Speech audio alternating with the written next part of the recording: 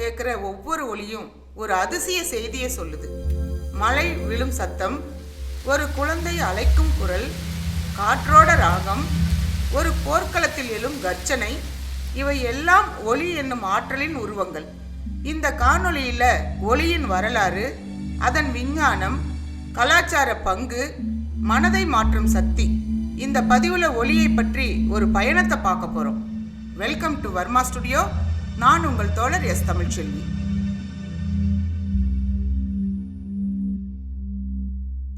கண்ணால் பார்க்கக்கூடிய ஒலிக்காக மனிதன் விரைந்தான். ஆனால் காதால் கேட்கும் ஒலி காலத்தின் முதல் நிகழ்வாகவே இருந்தது. ஒலி ஒரு அதிசய அலை. அதற்கு முகமில்லை, வடிவமில்லை. ஆனால் அதனது தாக்கம் சுவாசத்தை மாற்றக்கூடிய சக்தியாக இருந்தது. மனிதன் இப்போது கேட்கும் ஒலி பில்லியன் ஆண்டுகளுக்கு முன்னரே தோன்றியிருக்கலாம். பூமி உருவானது 4.5 பில்லியன் ஆண்டுகளுக்கு முன்பு. அந்த காலத்தில் நடந்த வெடிப்புகள், கரிக்கலங்களை பதைந்த வெடிப்புகள், நெருப்பு பருவ காற்றுகள், இவை அனைத்தும் ஒலியின் ஆரம்பங்கள் தான். பூமியின் அகச்சூழலில் ஒரு பெரிய சத்தம் உண்டாயிற்று. பூமி சுவாசிக்க ஆரம்பித்தது போல. அதன் பின் கடல் உருவானது. நீரின் அலைகள், கடல் அடியில் உருண்ட பாறைகள், இவை அனைத்தும் ஒலி ஏற்படுத்தின. ஆனால் கேட்கக்கூடிய காது இல்லாத நிலையில். அந்த ஒலி யாருக்காக? இப்போது ஒரு கேள்வி. ஒலி இருக்க வேண்டுமா என்றால் கேட்டுக்கொள்ளும் உயிர்கள் தேவைதானே? இல்லை. ஒலி என்பது உருக்களிடையே ஏற்பட்ட அதிர்வுகள். உயிர்கள் இல்லாததாலும் அதிர்வுகள் இருக்கலாம். அதாவது ஒலி எப்போதுமே இருந்தது. பிக் பேங் தியரியில் தான் விண்வெளியின் தோற்றமே. அந்த வெடிப்பு, அதில் தோன்றிய ஒலிகள் இன்று கூட காஸ்மிக் மைக்ரோவேவ் பேக்ரவுண்ட் ஆவதாக விஞ்ஞானிகள் சொல்கிறார்கள். அதாவது நாம் கேட்கும் ஒலி இல்லை என்றாலும் அதிர்வு இருக்கிறது. அது ஒலிதான். மனிதன் தோன்றும் முன் பூமி ஒரு பெரிய இசை மேடையாகவே இருந்திருக்கிறது. நிலச்சரிவுகள், மழை, மின்னல், கடல் ஒலி எல்லாம் பார்ப்பதற்கு முன்னே கேட்பதற்கான உலகம் முழுக்க மௌனமாக தெரிந்த உலகம் கூட உள்ளிருக்கும் இசையால் அதிர்ந்தது. ஒலி என்பது என்ன? ஒலி காற்றின் நடனம் அல்லது அறிவியலின் அதிர்வு. நீ நீரல்ல, தீயும் அல்ல. ஆனால் உன்னை பட்டதும் உலகம் மாறுகிறது. நீயே ஒலி. ஒலி என்பது சாதாரண காற்றின் சத்தம் இல்லை. அது ஒரு அதிர்வு. ஒவ்வொரு சத்தமும் ஒரு அதிர்வின் விளைவுதான். இப்போ நாம பேசுறோம். நம்ம வாய் எழுப்பும் அதிர்வுகள் காற்றின் வழியாக பரவி எதிர்பார்ப்பின்றி மற்றொரு மனிதனின் காதில் நுழைகிறது. இதுதான் சவுண்ட் வேவ். ஒலி என்பது ஒரு ஊடகத்தில் அந்தரங்கமான அழுத்தங்களாக, கம்பி படைத்த அலைகளாக பயணிக்கிறது. மனிதனின் காதுகள் குறைந்தபட்சம் 20 ஹெர்ட்ஸ், அதிகபட்சமாக 20,000 ஹெர்ட்ஸ். இதுதான் ஹியூமன் ஹியரிங் ரேஞ்ச். ஆனால் இந்த வரம்புக்கு வெளியிலும் ஒலி இருக்கிறது. இன்ஃப்ரா சவுண்ட் 20 ஹெர்ட்ஸுக்கு கீழே யானைகள், பாம்புகள் கேட்கக்கூடிய ஒலி. அல்ட்ரா சவுண்ட் 20,000 ஹெர்ட்ஸுக்கு மேலே பருந்துகள், சில விலங்குகள் இருக்கிறது. நம்மால் கேட்க முடியாததா? ஆம். நம்மை பாதிக்க முடியாததா? இல்லை. சில சமயங்களில் நம் உடல் ஒலி அதிர்வை உணர்ந்தாலும் நம் காதுகள் அதை கேட்க முடியாது. ஃப்ரீக்வன்சி, ஆம்ப்ளிடியூட் என்றால் என்ன? ஃப்ரீக்வன்சி என்றால் அதிர்வெண். ஒரு வினாடியில் எத்தனை அதிர்வுகள்? அதனால்தான் பிட்ச் வரும். ஆம்ப்ளிடியூட் அலையினுடைய உயரம், அதிர்வின் வலிமை. அதனால்தான் வால்யூம் வருகிறது. ஒரு கூவல், அதிகமான ஆம்ப்ளிடியூட். ஒரு புல்லின் கசிவு, குறைந்த ஆம்ப்ளிடியூட். இவை இரண்டும் சேரும்போது நம் உலகம் ஒலி முழக்கமடைகிறது. ஒலி, அது உயிரின் மொழி. திமிங்கலங்கள் அல்ட்ரா சவுண்ட் வழியாக கடல் முழுக்க உரையாடும். சில பூச்சிகள் சிறிய இன்ஃப்ரா சவுண்ட் கொண்டு தாக்குதலுக்கு வார்னிங் கொடுக்கும். யானைகள் தாங்கள் விலகும் சமயம் 50 கிலோமீட்டர் தூரத்துக்கு கூட ஒலி எழுப்பும். ஒலி மனிதருக்கு மட்டுமல்ல, இயற்கையின் மொத்த மொழி. இசை உண்டான நாள் மனிதன் இன்னும் மொழி பேச தொடங்கவில்லை. ஆனால் அவன் கை ஒரு கல்லை அடித்தது, ஒலி எழுந்தது. அந்த ஒலிக்கே உலகம் இசையென்று பெயரிட்டது. திரைப்படத்தில் எங்கிருந்து இசை வந்தது என்று ஒரு நகைச்சுவை காட்சி உண்டு. அதற்கான பதில் எங்கிருந்து இசை வந்தது என்றால் ஒலிக்கருவிகள். அது சாதனம் அல்ல, அது ஒரு பண்டைய மொழி. மூடி மறைந்த குகைகளில் இருந்து கிராம சடங்குகளுக்குள் ஒலித்த மூத்த உரிமை வரை ஒலிக்கருவிகள் என்பது மனிதனின் மனதை பேச வைத்த முதல் மேஜிக். முதலில் உருவானது அடித்தல். இரு கற்கள் இசைதான், மரப்பட்டைகள் அதுவும் இசைதான்.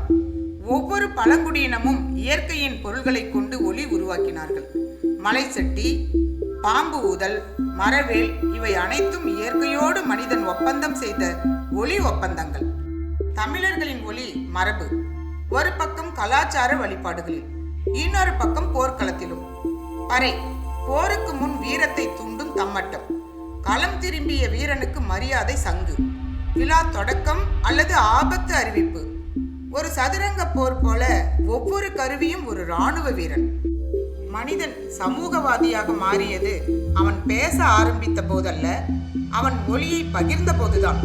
ஒளி அது ஒரு தகவல், ஒளி அது ஒரு எச்சரிக்கை, ஒளி அது ஒரு கருணை.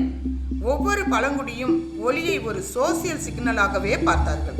ஊதல், உரைக்கல், தட்டல் இவை அனைத்தும் குரல் எழுப்பும் முறைகளாக இருந்தது.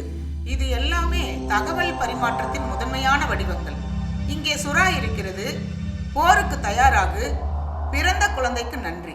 இவை எல்லாம் வார்த்தைகளுக்கு முன் ஒளி வழியாகவே வந்தது. ஒவ்வொரு திருவிழாவும் ஒளி இல்லாமல் ஒரு நிமிடம் கூட நினைக்க முடியுமா?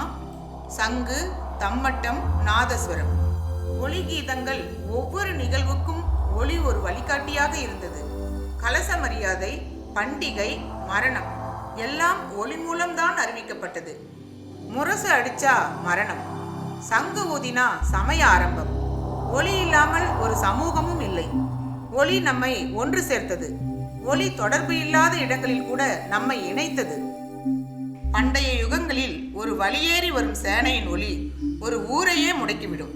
வான வேடிக்கைகள், கம்பி, குரல், தாளம்.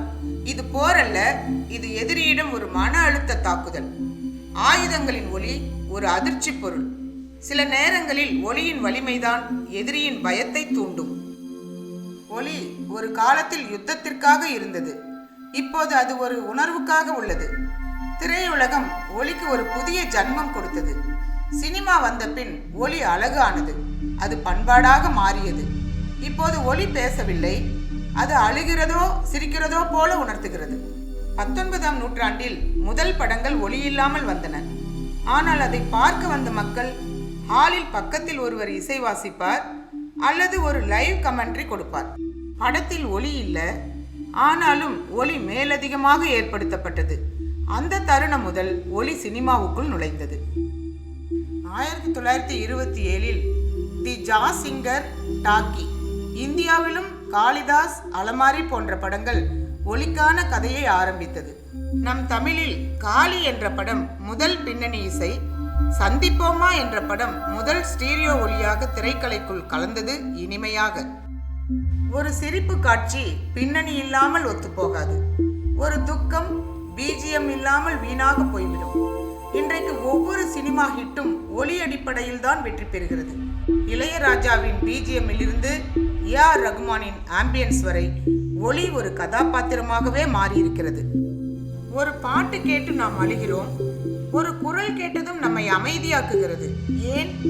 ஏனென்றால் ஒளி மனதை மட்டுமல்ல, செல்களையும் அழுத்துகிறது. ஒளி என்பது ஒரு அலை.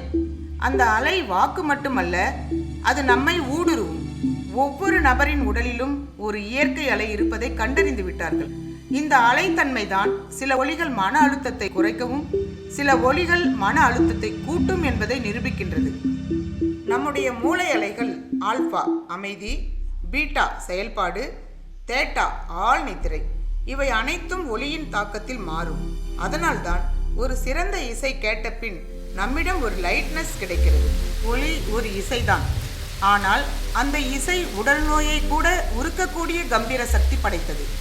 நீங்கள் பேசும் ஒளி, நீங்கள் அடக்கும் மௌனம், இவை இரண்டும் இந்த உலகில் ஒவ்வொரு மனிதனும் சேர்க்கும் ஒளியின் ஒளி. இன்று இந்த வீடியோ கேட்டதும் ஒரு சத்தம் உங்களுக்குள்ளே குடியேறும். அதை உணருங்கள், அதை வாழுங்கள், அதுவே உங்கள் இசை. ஒளி ஒரு பயணம், அந்த பயணத்தின் ஒளிதான் நாம். நன்றி. நான் உங்கள் தோழர் எஸ். தமிழ்ச்செல்வி.